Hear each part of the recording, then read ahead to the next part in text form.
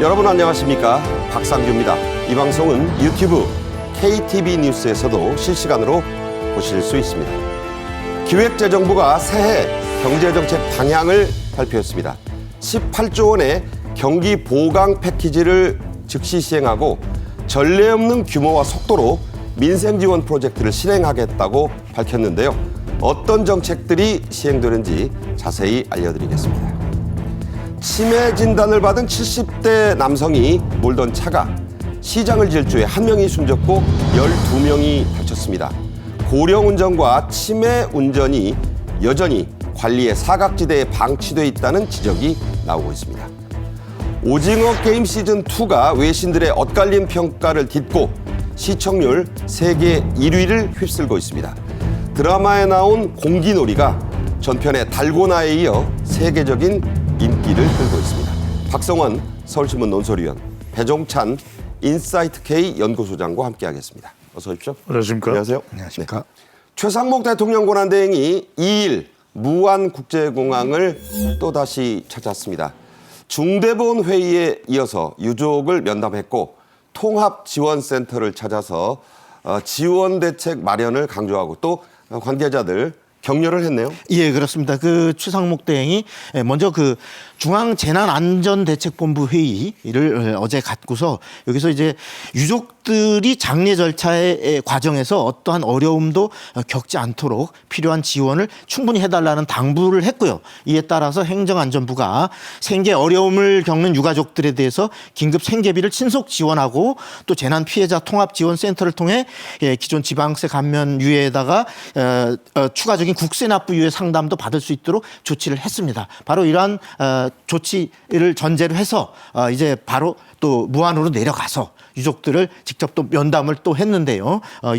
유족들이 이제 이 자리에서 특히 부탁을 한 게 있습니다. 이게 뭐냐면 유가족들에 대해서 유튜브나 또 SNS 등에 대해서 또 돌아가신 분들에 대해 이렇게 폄훼를 하거나 조롱하는 거, 조롱, 비방하는 이런 것들 때문에 큰 마음의 상처를 받고 있다. 이런 것을 호소를 했기 때문에 이를 들은 최 대행이 바로 그 배석해 있던 경찰청 관계자에게 이에 대한 신속 강력한 대응책을 마련하고 내일, 그러니까 오늘이죠.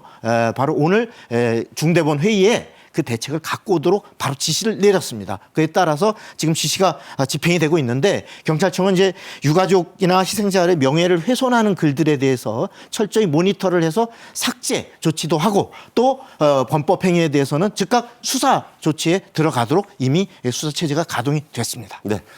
자, 이런 참사, 비극에 그런 조롱 댓글을 단다는 것 정말 인간으로서는 해서는 안 될 일이라고 생각을 하고요. 즉각 의법 조치가 있어야 될 것입니다.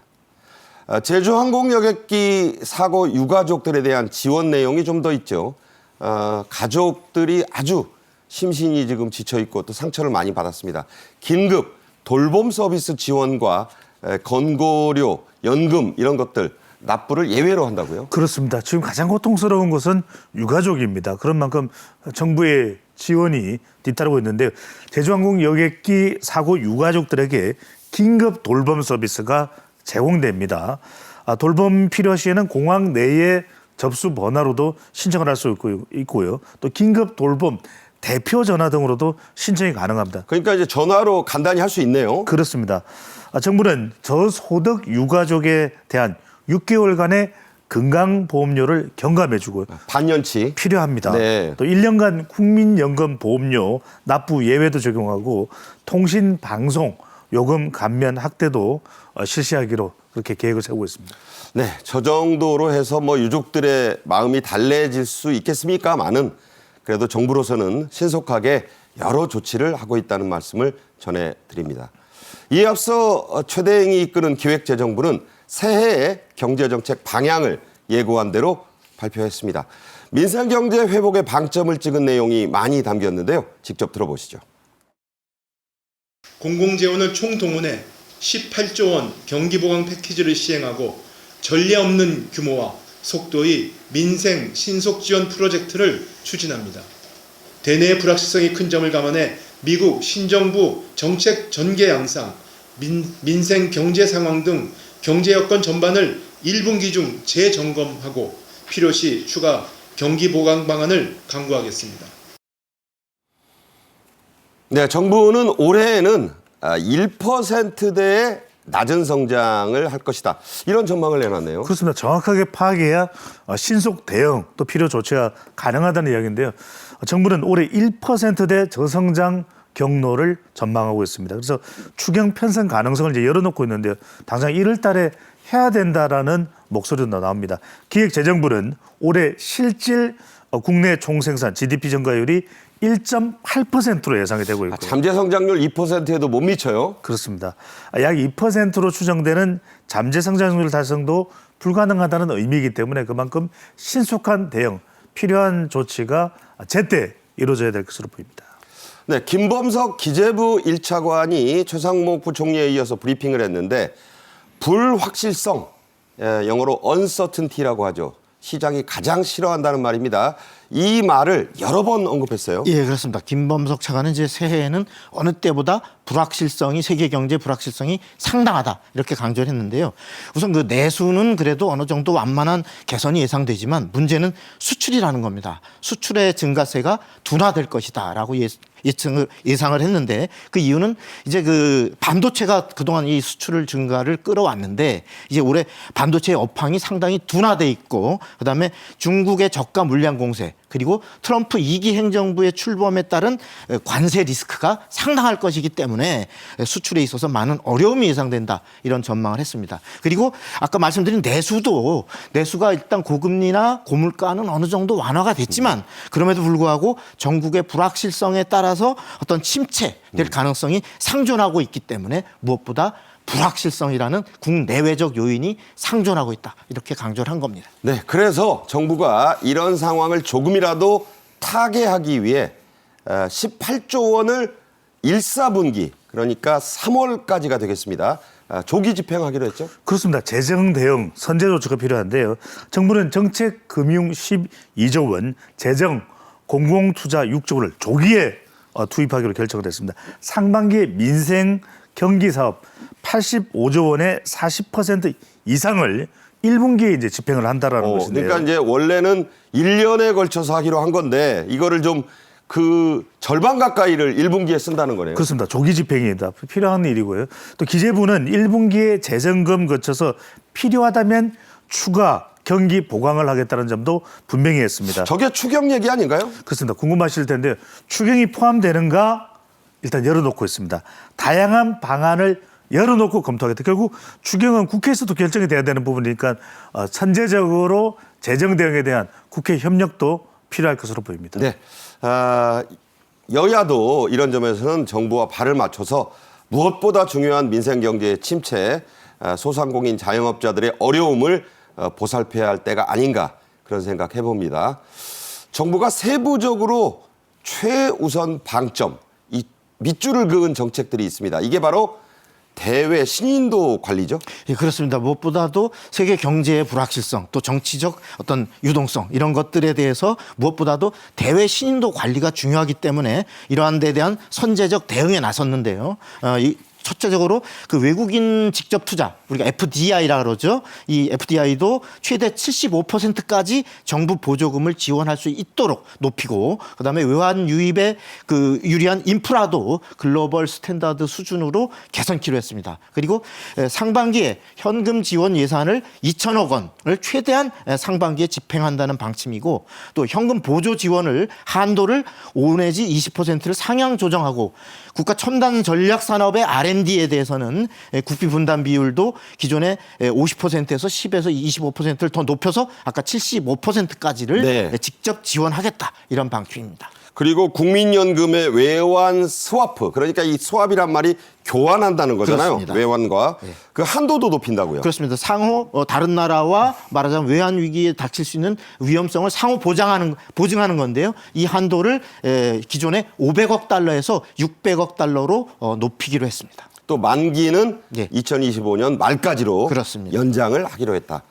자, 이런 정책들이 총동원되고 있습니다. 중요한 건 내수의 부진이 우선입니다. 수출도 중요하지만 여기에 발빠르게 대응하기 위한 정책들 발표가 됐죠? 그렇죠. 소비 촉진 추가 혜택입니다. 전년 대비해서 5% 이상을 상반기에 추가 소비하게 되는 분에 대해서는 20% 추가 소득 공제가 됩니다. 연말에 그렇습니다. 혜택이고요. 또 자동차, 특히 이제 전기차, 가전 구매에 내구재 소비 촉진 3종 세트를 추진하게 됩니다. 자, 중요합니다. 자동차, 그중에서도 전기차, 가전제품을 사면 여기에 여러 가지 혜택을 준다는 거예요. 그렇습니다. 우리가 기억하고 있는 이름인데요. 개별 소비세입니다. 정부는 상반기에 한시적으로 자동차 개별 소비세 30%를 인하하는 방침인데 이렇게 되면 사실상 할인 혜택입니다. 우리가 자동차를 실제 구매하시는 분들은 알 텐데 개별 소비세 인하해 준다 그러면 상당히 할인되는 현상을 또 체감할 수가 있습니다. 네.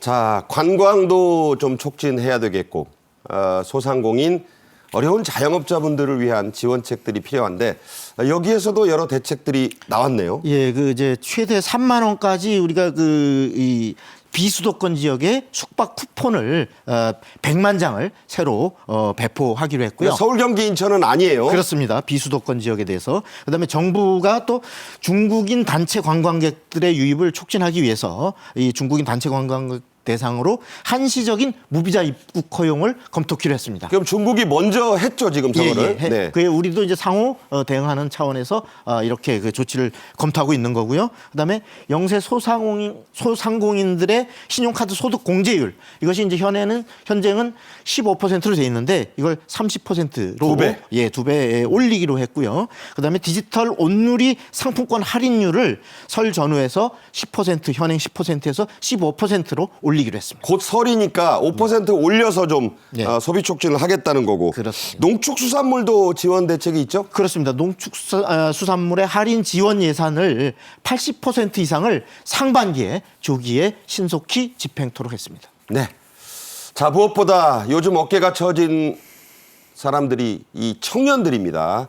일자리 구하기도 힘들고 여러 가지 불안정이 지금 이들의 어깨를 짓누르고 있는데 정부는 이번에 청년 첫걸음 4종 패키지 이런 정책을 내놨습니다. 자, 어떤 거죠? 정말 중요한 것이 고용입니다. 그만큼 고용 장려, 채용 촉진 정책이 나온 것인데요.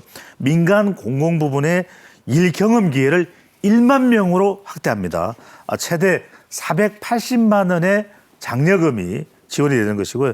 또 산업단지 채용 1년 이내 청년에게 직장 적응 프로그램이 제공됩니다. 이거 상당히 중요한 게 이 단기에 이직을 하는 경우들이 참 많거든요. 적응이 안 되죠. 그렇습니다. 이탈하는데 이걸 적응하는 프로그램을 제공한다. 정말 필요한 그런 프로그램이라고 할 수 있겠고요. 또 청년 도약 계좌, 정부 기여금의 한도를 월 70만으로 일괄 상향하게 됩니다. 저게 이제 40에서 70이었는데 전부 다 70으로 올려준다는 그렇죠. 거예요.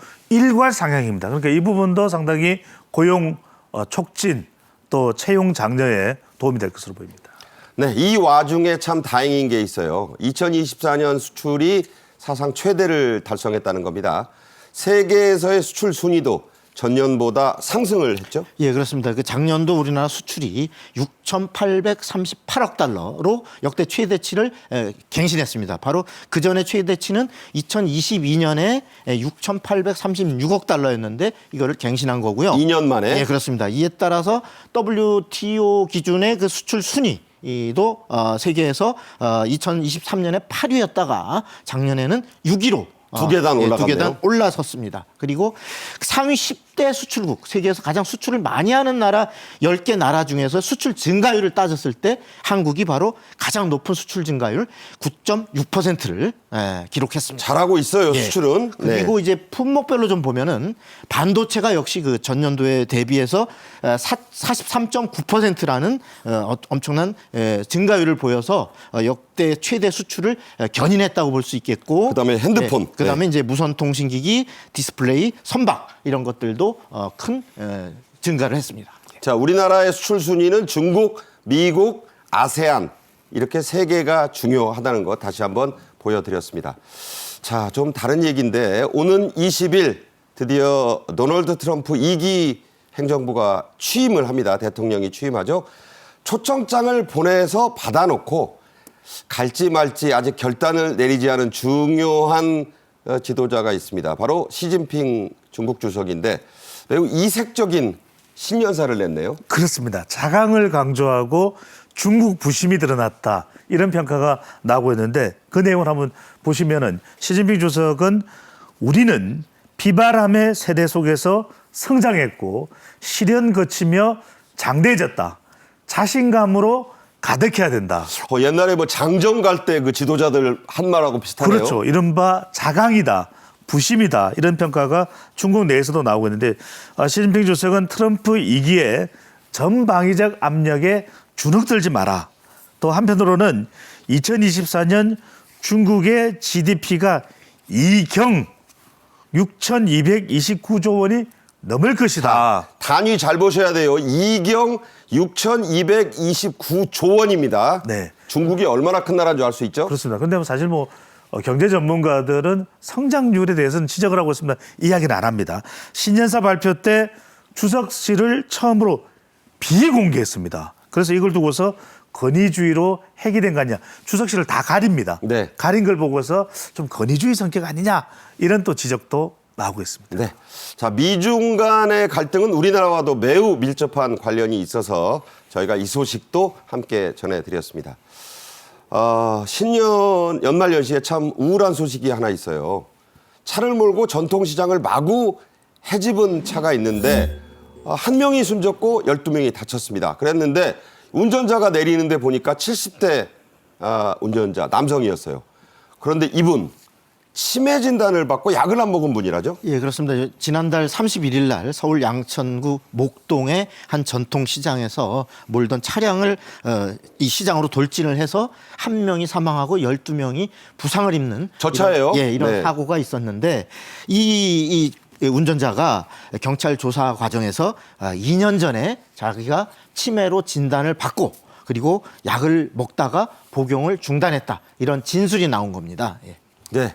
자, 이 운전자 오랫동안 세워둔 차가 방전이 될까 걱정돼서 그래서 끌고 나왔다고 했어요. 그런데 나중에는 그것도 잘 기억이 안 나네요. 자, 이렇게 말을 바꿨다고 합니다. 그렇습니다. 기억이 나지 않는다. 이 부분이 상당히 우리가 주목하게 되는 부분입니다. 상당히 좀 우려스러운. 그렇습니다. 수사가 정확하게 더 추가적으로 될 필요는 있겠습니다만 차를 오랫동안 주차장에 세워놔 방전이 걱정됐다. 버스 피해 가속하다 브레이크 밟았으나 그 다음 대목입니다. 이유는 기억이 안 난다. 저게 정말 좀 황당해요. 그래서 치매가 의심되고 있고 급발진은 아닐 것이다. 이렇게 또 추정 분석이 되고 있습니다. 경찰에서는 이 A 씨가 치매 증상과 약 복용을 했는지 여부는 확인 중이다라고 이야기를 하고 있고요. 급발진 주장은 안 하고 있다. 보통 급발진 얘기하는데 그건 아니라고 했어요. 네. 그런 이유는 후미 브레이크 등이 정상 작동된 것으로 보인다. 이제 여기에 관련된 CCTV나 주변 정황이 있겠죠. 목격이나. 근데 그런 걸 보면 후미 브레이크 등이 정상적으로 작동됐다면 이건 급발진이 아닌 거 아니에요. 물론 정확하게 또 수사가 다 진행은 돼야 될 것으로 보입니다. 네. 자, 이분 A 씨라고 저희가 지금 말씀드리고 있는 이분 치매 진단을 받았다고 앞서서 말씀드렸죠. 그런데 가족들의 권고도 무시하고 치료도 제대로 안 받았고 약도 끊었습니다. 자, 이게 문제죠? 예, 이제 보건소에서 치매라는 소견을 바꾸서 그 권고에 따라서 약을 한 3개월간 복용을 했다랍니다. 그런데 이제 약이 다 떨어졌잖아요. 그럼 추가로 더 받아야 되는데 이걸 가족들의 권유에도 불구하고 진료도 안 받고 투약도 중단을 한 이런 상태였다고 합니다. 그런데 이제 음주나 약물 검사상으로는 모두 음성이 나왔고 또 일종 면허 갖고 있는 일종 면허도 3년 전에 정상적으로 갱신이 된 상태입니다. 저게 참 이해가 안 돼요. 그러니까 그냥 저런 분도 다 그냥 통과가 되네요. 네, 그렇습니다. 네. 지금 그래서 우리 이 면허 갱신 제도가 이게 과연 치매나 이런 부분을 제대로 걸러내고 있느냐 이런 지적들이 이제 나오고 있는 거죠. 자, 그 얘기를 좀 더 해보죠. 치매 소견을 받았고 진단도 받았는데 어떻게 이분이 또 운전면허를 갱신하고 그대로 차를 몰고 나올 수 있느냐. 자, 고령 운전자, 70대를 요즘은 뭐 고령이다 이렇게도 분류하기 어려운데 치매 운전자를 어떻게 관리해야 되느냐 여기에 대한 우려 목소리 다시 커지고 있죠. 그렇습니다. 검사의 내용과 또 연령대에 따른 조정이 필요하다는 겁니다. 지금의 법상으로는 가능했다는 겁니다. 운전면허의 정기검사가 65세, 75세는 5년마다 이번에 A씨의 경우에는 74세니까요. 75세 이상은 3년마다 진행이 됩니다. 그런데 네. 이 내용을 보면요. 시력, 색채, 식별 능력, 청력만 측정이 되는 거예요. 저거 아주 간단해요. 받아보셨잖아요. 그러니까요. 사실상 신체 검사에 불과합니다. 신체 뭐 이상 여부의 확인 정도에 불과합니다. 그러다 보니까 교통공단은 치매 수시 검사 의무 대상에 대한 대상은 있는데 장기 요양 등급자에게만 해당이 됩니다. 아주 중증 환자만 된다는 거예요. 그렇죠. 그러니까 초기에는 피해갈 수 있다는 겁니다. 그래서 초기 중기 치매 환자는 사각지대에 방치되기 때문에 정책 보완이 시급하기 때문에 더 자주, 더 구체적으로 될 필요가 있어 보입니다. 치매 진단을 받은 분들뿐만 아니라 저런 분들이 나는 괜찮지 하고 무심코 차를 몰고 나오셔서 그냥 뭐 기억이 깜빡하고 아찔해지면서 차가 어디로 갔는지도 모르고 자 이런 상황 더 이상 일어나면 안 되겠습니다. 정책적인 보완이 시급하다는 생각을 해봅니다. 자 다음 주제로 가겠습니다. 좀 이제 반가운 소식을 전해드릴게요. 오징어 게임 속편 오징어 게임 시즌2가 공개됐는데 다시 한번 우리나라의 그 여러 놀이들이 또 주목을 받고 있어요. 일단 성적은 세계 92개국에서 1위를 질주하고 있습니다. 이게 초반에 여러 우려가 있었거든요. 여기서 한번 집중 조명해 보겠습니다. 먼저 영상 보겠습니다. 세상에 맡기지 않는 한 게임은 끝나지 않아. 이 게임을 만든 놈들.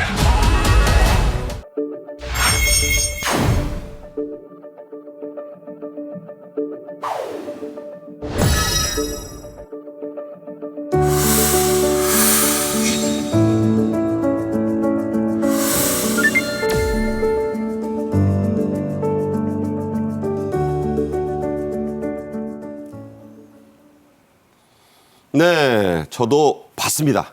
아주 흥미진진하게. 오징어 게임 시즌2의 인기가 아주 이렇게 치솟으면서 시즌1 때도 나왔던 그때는 이제 달고나가 인기였잖아요. 이번에는 좀 다른 놀이들이 여러 가지가 나왔습니다. 비석치기, 뭐 공기놀이, 여러분 다 아시는 것들 있죠?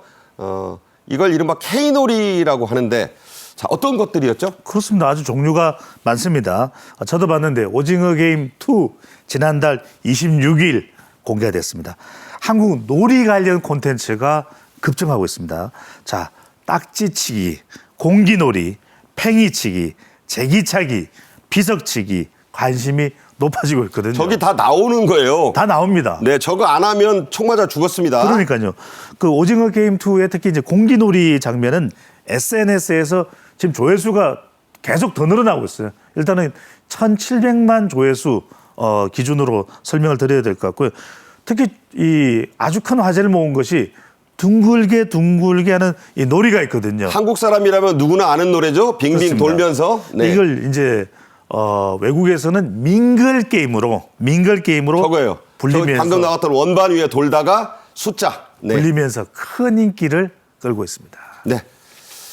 자, 특히 무궁화 꽃이 피었습니다에 이어 이번 시즌에 가장 인기인 이 한국 놀이가 이것이라고 하는데요. 한번 함께 보겠습니다. Pick this up, Yeah. So you're throw gonna. it, and pick it up. Yep. Nice. Throw one up and So then now pick you. up another. Yeah.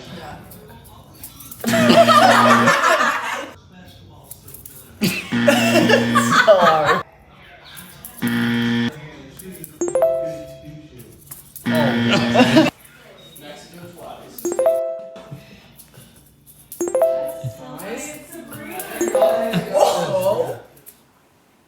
네, 제기차기도 나오고 비석치기도 나오고 우리는 다 재밌게 하잖아요. 민글 게임도 있지만 자, 이것 중에 이 공기놀이가 서양인들의 인기를 저렇게 크게 끄는 이유 저는 궁금한데 박 의원은 어떻게 보세요? 예, 이제 그 제기차기나 비석 치기 같은 거는 눈으로 보면 어떻게 진행되는 거나 하는 걸 알 수 있잖아요. 근데 이제 외국인들 입장에서 보면 이 공기놀이는 던지고 하나 짚고 두 개 짚고 어떤데 뭐 꺾고 이거 뭐 상당히 그 룰이 어떻게 되는 거지 상당히 궁금하잖아요. 네, 그래서 네. 우선 그 해외 시청자들의 호기심을 유튜브에서 자극했다라는 것 하나 하고 또 하나는 이 장소적 접근성인데요. 이 공기놀이는 좁은 곳, 실내에서도 어디서든 할 수 있고 그리고 뭐 돌이나 주사위 이렇게 작고 둥근 물건들만 몇 개 있으면 어디서든 또 무엇으로든 진행이 가능하거든요. 그러니까 아무래도 이것이 많은 호기심과 인기를 끌고 있는 걸로 보입니다. 그래서 이제 미국의 그 최대 온라인 커뮤니티 레딧이라는 게 있는데 네네. 여기에서 보면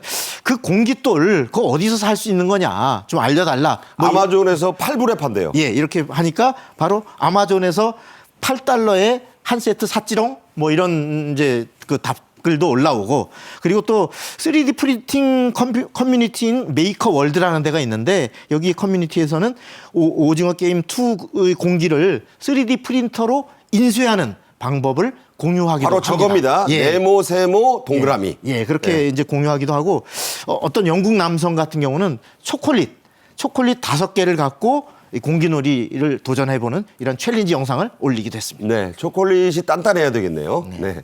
자, 공기놀이 장면을 찍기 위해 오징어 게임 시즌2 제작진, 이 게임의 달인까지 모셨다고요? 그렇습니다. 공기의 달인입니다. 공기놀이 달인인데 오징어 2 게임의 공기놀이 장면에 등장하는데 공기의 달인인 박종남 씨가 연기합니다. 그분이 달인이에요. 이분이군요. 네. 손연기거든요. 손연기인데 이 박종남 씨가 이 결혼식 이틀을 앞두고 있었다고 합니다. 이 갑작스럽게 공기놀이 촬영이 결정이 돼서 이 촬영에 참여를 할 수밖에 없었고, 근데 이건 비밀로 유지를 해야 되거든요. 그러니까 1년간 비밀로 했다. 나도 나왔으니까 오징어 게임 2가 더 잘 됐으면 좋겠다 이런 바람도 전달했는데 정말 이게 뭐 연령이 높다고 해서 잘하는 것도 아니고 낮다고 해서 또 더 잘하는 것도 아니고 정말 말 그대로 공기의 달인이라고 합니다. 그러니까 우리가 공기는 저도 어렸을 때 기억해 보면 주로 여자 어린이들 놀이였고 뭐 누나를 통해서 배우기도 했는데 지금은 달인도 남성이지만 남성들도 아주 잘해요. 그렇습니다. 이게 공기라는 게 여러분들 아시겠습니다만 공기가 이 손바닥과 손등에 착착 달라붙어야 되거든요. 특히 이제 두 개 나누어졌을 때 쉽지 않다 이런 얘기를 하는데 그것도 거뜬하게 해내는 공기의 달인의 모습은 오징어 게임 2에서 확인할 수 있습니다. 네. 공기놀이 다음으로 해외에서 흥미롭게 보는 것이 둥글게 둥글게 이 노래에 맞춰서 하는 짝짓기 게임, 밍글 게임이라고 영어로는 하는데 사실 뭐 이 드라마에서는 섬뜩합니다. 짝 못 지우면 쏴 죽입니다. 많은 사람이 필요해서 어떻게 하나 싶은데 온라인에서 답을 찾았다고 하네요. 영상 보시죠. Don't step off the platform yet. Alright, okay, here we are. Okay, alright, guys. This is in the carousel.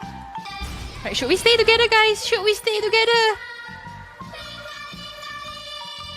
Okay, where should I run to? Hey, 4, please. Alright, let's go, let's go. 4, that's 4. Come on, 4 first, come on. Come on, they're going. Yeah! Finally! Yes! 4 of us.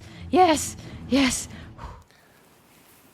드라마 안 보신 분은 이해가 잘 안 돼요. 원래 이 둥글게 둥글게 게임은 그냥 짝짓고 앉거나 손들거나 하는데 이 영화 드라마에서는요. 이걸 흥미롭게 꾸미기 위해서 짝짓기를 한 뒤에 숫자에 맞는 방에 들어가서 문을 잠그는데 못한 사람들은 아까 말씀드렸죠.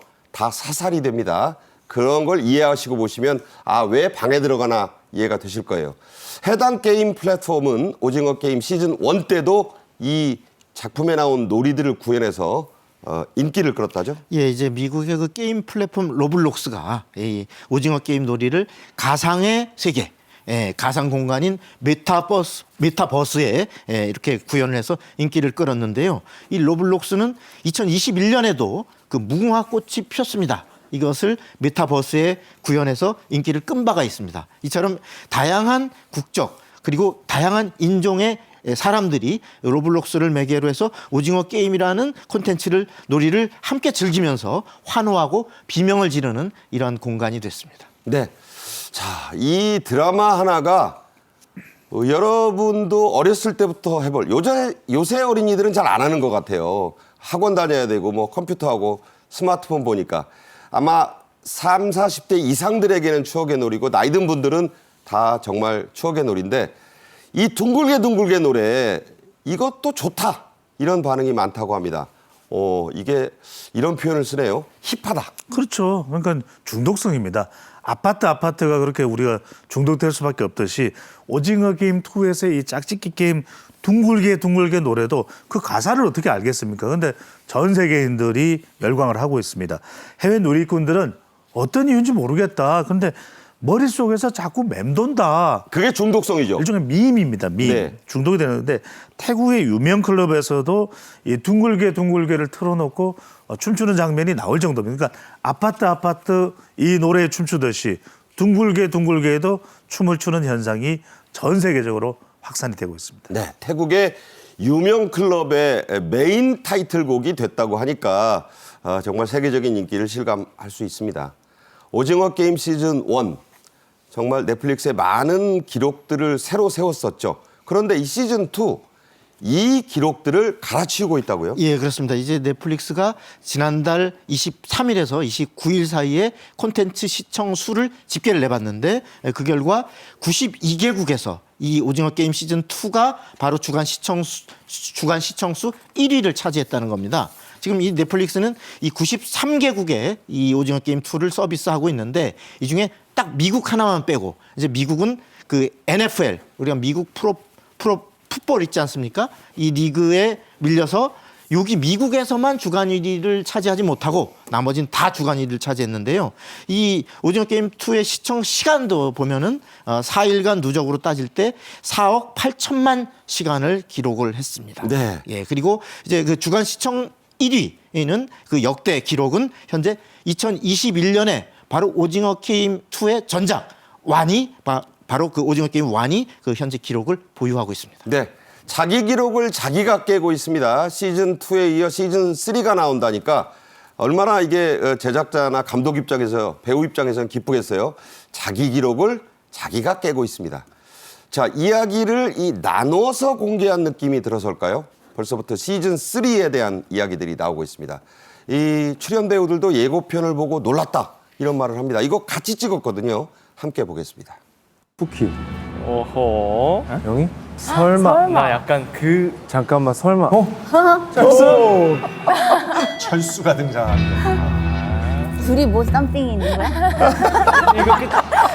오징어 게임 시즌 3는 새로운 게임과 더불어 캐릭터들의 격돌이 아주 뜨겁습니다. 색다른 인물이 과연 철수뿐일까요? 3에서는 정말 여러분의 눈물 폭탄이 터지지 않을까 싶습니다. 보여드릴 게 아직 무궁무진 너무 많다라는 암시인 것 같습니다. 저도 시청자 입장에서 여러분과 함께 즐기겠습니다. 오징어 게임 시즌 3 많은 사랑 부탁드립니다. 많은 시청 기대하겠습니다.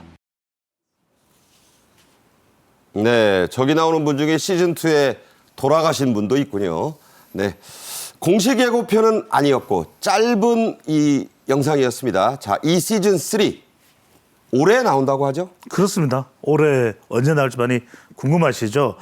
넷플릭스가 오징어 게임 3의 티즈 포스터를 이제 공개한 겁니다. 자, 언제일까요? 6월 27일 오징어 게임 시즌 3 공개 가능성이 높아지고 있습니다. 한참 더울 때예요. 그렇습니다. 그런 이유도 있겠죠. 상당히 2보다도 더 전율적이다. 이런 이야기. 스릴러성인 요소가 많을 것이다. 이런 또 분석도 나옵니다. 오징어 게임의 마스코트 영희와 더불어 철수도 등장을 또 예고를 하고 있습니다. 티저에 녹색 신호등이 등장한 걸 보면 이제 기차놀이, 단체 줄넘기가 추가될 것이라는 분석도 나오는데 저는 기차놀이 단체 줄넘기를 어떻게 해서 탈락시키고 또 사살할지 궁금하네요. 네, 상당히 재밌습니다. 그래서 뭐 여러분들 보신 분도 있고 이제 앞으로 보실 분도 있습니다만 의견도 엇갈립니다. 창의성이냐 정체성이냐. 근데 상당히 2도 드라마성이 있는데 3도 한번 기대를 해보겠습니다. 네, 인기가 높다 보니 이런 얘기도 나왔습니다. 여러분 잘 아시는 레오나르도 디카프리오, 영어로는 뭐 리오나도라고 하죠. 오징어 게임 3에 나온다 이런 얘기가 있었어요. 가능성이 있나요? 이제 국내 한 매체가 그렇게 보도를 했는데요. 할리우드 스타 디카프리오가 오징어 게임 3에 깜짝 출연하기로 예정돼 있다. 그리고 미국 현지에서 모든 촬영까지 다 마쳤다. 이렇게 보도를 했습니다. 이에 대해서 당사자인 넷플릭스가 뭐라 그랬냐? 사실무근이다. 라고 했는데요.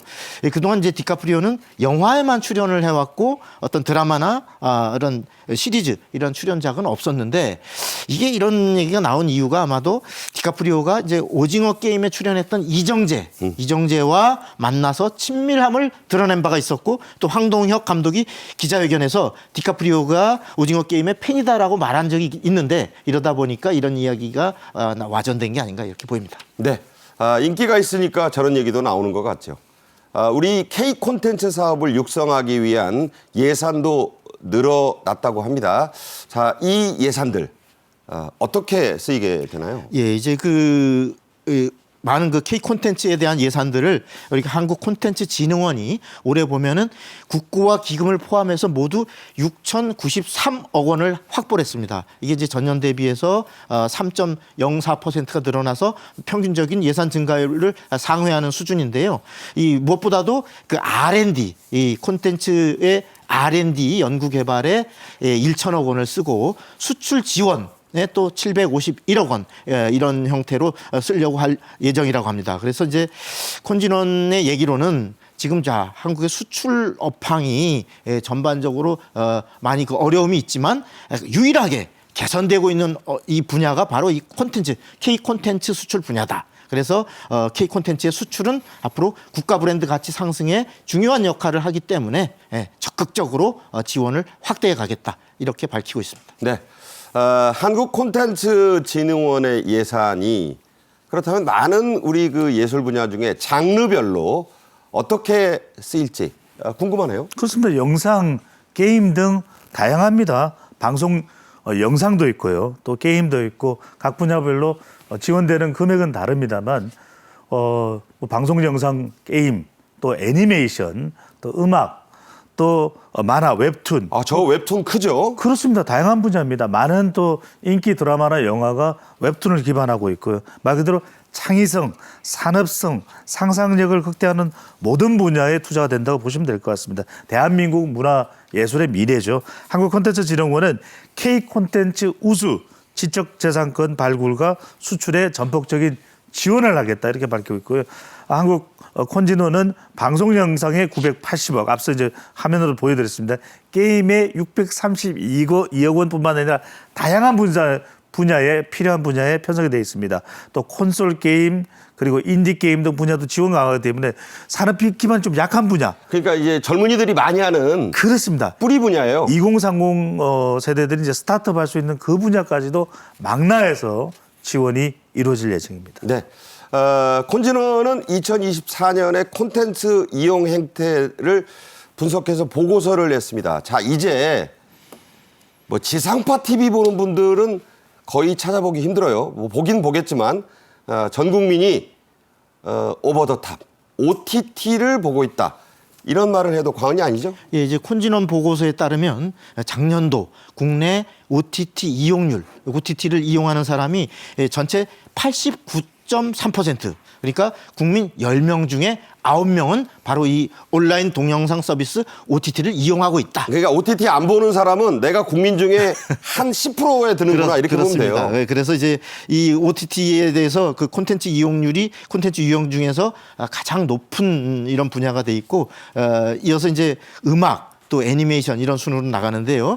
OTT 이용률을 특히 50대 이하에서는 그 모든 50대 이하의 모든 연령층에서 다 90%를 넘고 있고 이제 TV인과 같은 국내 OTT 분야에서는 구독자의 한 15%가 특히 스포츠 중계를 목적으로 이걸 유료 구독하고 그러니까 요새는 프로야구, 뭐 농구 다 OTT로 보는 분들이 많아요. 예, 그렇습니다. 이제 그러면서 또 한편으로 넷플릭스나 디즈니 플러스 같은 글로벌 OTT의 경우에 이제 플랫폼 계정 공유 제한 정책을 시행하고 있는데, 그러니까 이제 하나 가입해서 여러 가족들이 명 같이 보는 거 좀 못하게 하는 거죠. 못하도록 했잖아요, 얼마 전에. 이렇게 하고 나서 유료 OTT 플랫폼 이용자의 그 계정 공유율이 떨어지고 있다. 이렇게 분석했습니다. 네. 자, 오늘 뭐 다양한 소식을 전해드렸습니다. 박성원 서울신문 논설위원, 배종찬 인사이트 K 소장과 함께 말씀 나눴습니다. 잘 들었습니다. 고맙습니다. 고맙습니다. 감사합니다. 자, 1월 5일 일요일은 24절기 중 하나인 소환입니다. 작은 추위란 뜻인데 대한이 소환집에 놀러 갔다가 얼어 죽었다는 속담도 있습니다. 을씨년스럽기 그지없는 요즘 날씨. 올해가 을사년 음력으로, 그래서 을씨년스럽다는 말 써봤거든요. 요즘 유행한다는 독감에 걸리지 않도록 심신건강 관리 잘 하셨으면 좋겠습니다. 고맙습니다.